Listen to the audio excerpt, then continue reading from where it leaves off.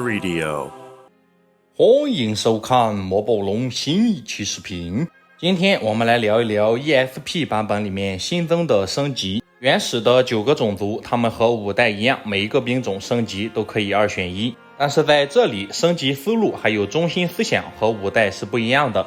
有一些完难废的兵种，你比如半兽人首领，他的第2阶升级就是赤裸裸的加强。本期视频 UP 主就来测评一下这些新兵种。和传统的升级相比，新升级大部分的兵种都是加强的。根据加强程度 ，UP 主分为小加强、中加强还有大加强。首先是1级兵大耳怪，它原来的升级是大耳怪王，新升级是大耳怪守卫。大耳怪王攻击力5，防御力3，生命值5，杀伤力1:2，速度7。这样的属性当炮灰是合格的，当输出那是完全不够格。第2种升级平衡了一下攻防，提升了1点生命，降低了1点速度。尽管从理论上用1点速度换1点生命值非常不值，但是大耳怪守卫毕竟是个炮灰，6血的炮灰还是要比5血的炮灰抗揍的。所以说在选择升级的时候，想要当纯粹的炮灰就选大耳怪守卫，想要打输出就选大耳怪王。整体上不算加强，算是正常水平。2级兵饿狼骑士，第1个升级是饿狼斗士，典型的玻璃大炮，好用是真好用，脆是真的脆。对于 UP 主这种不喜欢微操的人来说，饿狼斗士显然不是很好的选择。第2种升级是饿狼战士，它也是平衡了一下攻防，增加了2点生命值，但是没有双重攻击的能力了，换成了一个冲锋。输出是肯定不如饿狼斗士，但是由于饿狼战士没有了双重攻击，这就导致它的仇恨值下降了。选择饿狼战士的话，会使得这个兵种在战场存活能力大大加强。对于 UP 主来说，还是喜欢新的毕竟省心。这个兵种也不算是加强，算是正常水平。接下来可就是重量级了，半兽人首领升级贵出来了15金币。像这种升级只贵出来了一点点的兵种，你是不好设计平行升级的。这里就不得不佩服一下圣龙大大的升级思路。新升级半兽人队长略微的降低了半兽人的远程能力，极大的加强了他的近战能力。属性方面，防御力比半兽人首领高出来了1点，杀伤力提升了1点，速度也是提升了1点，而且还有肉搏战杀伤力不减。那么代价是什么呢？代价就是半兽人首领不可以射击10格以外的单位，也就是说你没有战术的话，第1回合半兽人首领是打不到人的。但是 UP 主觉得新升级你把他的远程能力当成附带的就行了，就这个属性165你买个纯近战都不亏。考虑到确实有副作用，所以说我就不给他大加强了，给他一个中加强的评价。反正实际玩的时候无脑选择半兽人队长就好了。4级兵的新升级叫做食人魔长老，看这个发型一看就是练习了2年半。原来的食人魔王60点生命5点速度，可以释放嗜血奇术，而新式的食人魔长老则是降低了5点生命，平衡了一下攻防，但是速度达到了6点。作为一个法师，他不再会释放嗜血奇术，而是可以释放百发百中。如果是原版没有远程兵的据点的话，这个技能和没有一样。但是 ESP 版本里面新增的2种升级，独眼巨人还有半兽人首领都很厉害。最关键的是食人魔长老提升了1点速度，光是这提升的1点速度就足够一个小加强的评价了。5级兵的新升级叫做云鸟，原来的雷鸟属性就非常的扎实了，你也找不到任何明显的缺点。攻击的时候有 20% 的概率释放闪电，伤害是雷鸟的数量乘10。升级成云鸟之后，它对闪电魔法免疫。原来的闪电技能也换成了静电场，这个技能触发之后可以使目标受到的气息魔法伤害增加。这个特技那是毫无疑问的索爷快乐鸟，但是在据点里面可能就发挥不了太大作用了。所以说这个升级也是正常水平。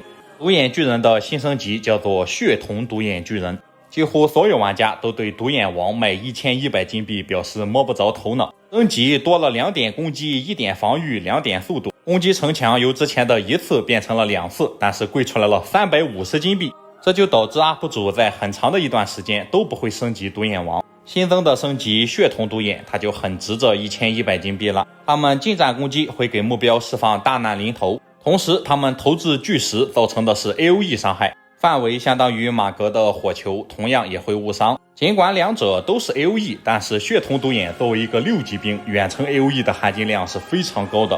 这里我们不禁还要问，代价是什么呢？血统独眼还有一个隐藏的 debuff， 就是中了双目失明之后它会疯狂， PVE 的话，你打个电脑，他们可能不会针对这一弱点。如果是人人对战，那可就是易失明体质了。和半兽人首领一样，没有副作用的话是大加强，这样的话是中加强。最后是7级兵新增的升级，叫做凶残巨兽。原来的比蒙巨兽性价比就已经非常的高了，但是它也有一个小缺点，那就是它的破防技能是一个反大型的技能。如果你打大耳怪、小怪物这种兵种，这个技能相当于没有。这个技能是偏后期的，越往后越厉害。而我们先进的凶残巨兽则是很好的弥补了这一缺点。它不仅速度比比蒙巨兽快出来了1点，并且它永久的被嗜血奇术加持，这样的话就相当于它开局就有26点的攻击，再加上还提升了1点速度，那是绝对的凶残。整体上就是大后期决战的时候，你换成比蒙巨兽，正常情况之下你选凶残巨兽，算是一个小加强。据点城的新升级里面，独眼巨人还有半兽人都是中加强，食人魔还有比蒙是小加强，最终的加强指数6颗星。接下来我们来看一下据点的好邻居要塞。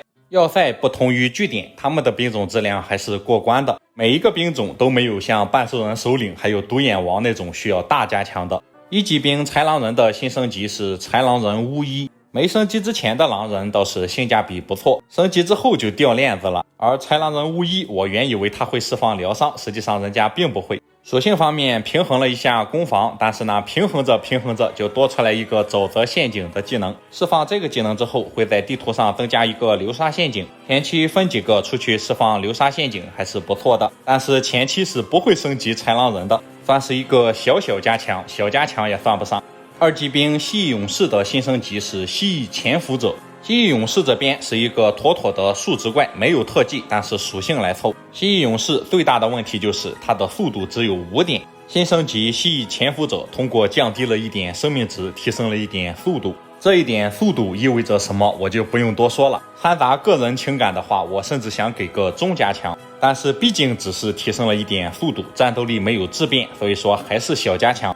3级兵毒蝇的新升级叫做爪蝇，原来的龙蝇攻击的时候可以释放虚弱无力，并且去除辅助魔法。新升级的爪蝇把虚弱无力换成了强哥的染病，降低攻击的力度肯定是不如虚弱无力的，但是好在能降低防御。如果是这样的话，算是正常水平，但偏偏相较于龙蝇，它降低了1点速度。对于一个单格兵来说，13速意味着它100%可以下底，而12速则不可以。新升级整体上算是削弱，测评的时候加强咱们加分，削弱的咱们就不扣分了。巨蜥的新增升级叫做女王蜥，皮肤变成了红色，一看就是有剧毒。原来的巨蜥攻击的时候有20%的概率释放石化技能，新升级女王蜥在属性方面和巨蜥差不多，但是特技方面把石化换成了腐蚀，有方生物在攻击被腐蚀的目标的时候会增加伤害，但是增加的伤害非常的保守，只有小小的20%。个人感觉这个特技还是不如石化的。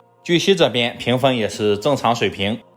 5级兵野牛的新升级叫做野牛王，它的颜色是黑白的，可以说非常的不美观。原来的蛮牛是每一个都有10%的概率直接杀死一个生物，野牛王则是保底可以杀死一个，但是每一个只有7%的概率杀死一个生物。简单来讲就是数量少的时候选择野牛王，数量多的时候你选择蛮牛。前期带着野牛王出去下高级兵巢穴也比蛮牛好用，比小加强要强一点，但是呢也够不到中加强，给个1.5星，不咸不淡，真是好极了。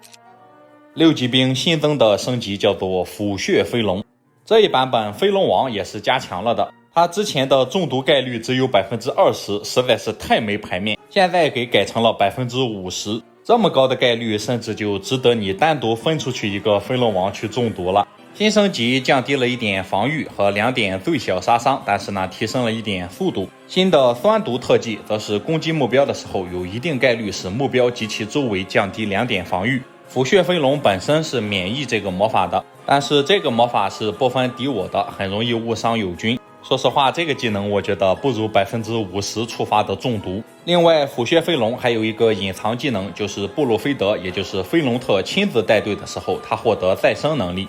布鲁菲德笑着笑着他就加强了，考虑到飞龙王本身就加强了，所以说给个小加强。